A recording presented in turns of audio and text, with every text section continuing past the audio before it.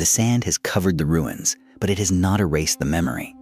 Long ago, this was one of the most powerful cities in the ancient world. Carthage was not born as an empire. It began as a small Phoenician colony founded by sailors from Tyre on the coast of North Africa. At first, it was only a new home for traders and travelers, but its place was perfect.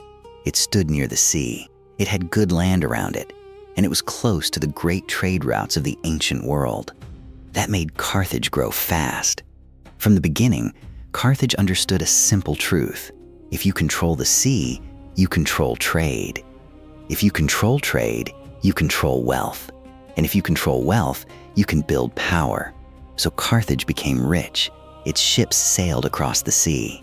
They carried metal, cloth, oil, wine, grain, and many other goods. They brought back profit, new ideas, and new people.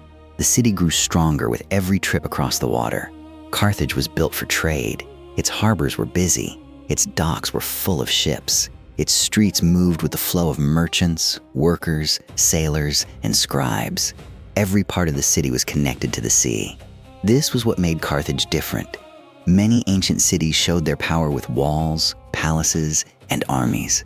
Carthage showed its power through trade, ships, and reach. It was not just one city on the coast. It was the center of a wide network. Trade posts, sea routes, and alliances spread its influence far across the ancient world. Carthage reached into many lands, and its name carried weight wherever ships could sail. For a long time, this worked very well. But great wealth often brings great rivals. Across the sea, Rome was rising. Rome was not built like Carthage. It was not a city of merchants first. It was a city of soldiers, land, and discipline. Rome wanted control over land. Carthage wanted control over sea routes. For a while, both cities grew side by side, but neither one could ignore the other for long. They were too strong, too rich, too proud, and so their struggle began. The Punic Wars became one of the great fights of the ancient world. These wars lasted for many years. They brought sea battles, land battles, fear, loss, and pressure on both sides. Rome and Carthage were fighting for more than land. They were fighting for the future of the ancient world. One of the most famous names from this time is Hannibal. He became a symbol of Carthage's strength. He is remembered for his skill, his bold plans, and his long march against Rome. But even Hannibal could not change the end of the story. Rome was patient. Rome was relentless. And Rome never forgot a threat. As the wars went on, Carthage was pushed harder and harder. Its ships were challenged. Its power was weakened. Its strength was worn down by years of conflict. Still, Carthage remained dangerous in the eyes of Rome. It was not enough for Rome to win battles. Rome wanted Carthage removed as a threat forever. That is what made the end so brutal.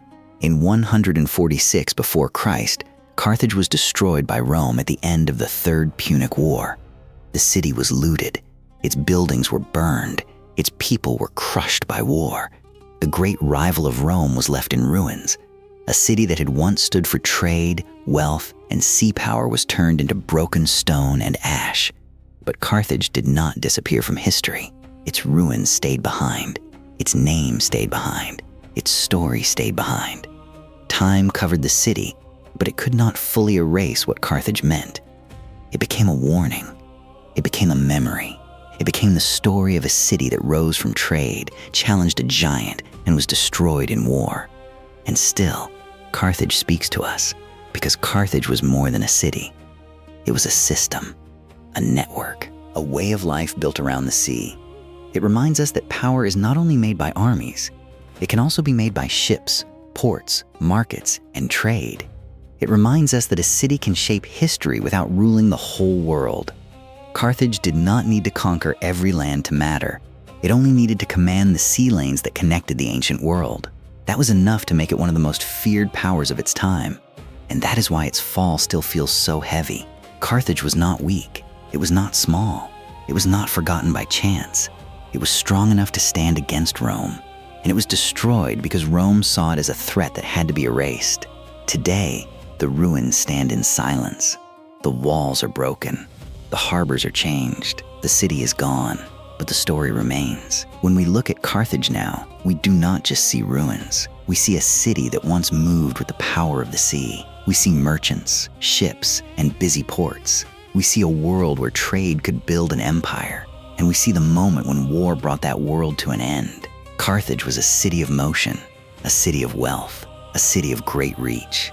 And in the end, it was erased not by time alone, but by war. That is what makes Carthage unforgettable. In the previous episode, we entered Babylon, a city of rivers, walls, and legend. Now, we have reached Carthage, the great trading city that rose from the sea and fell to Rome.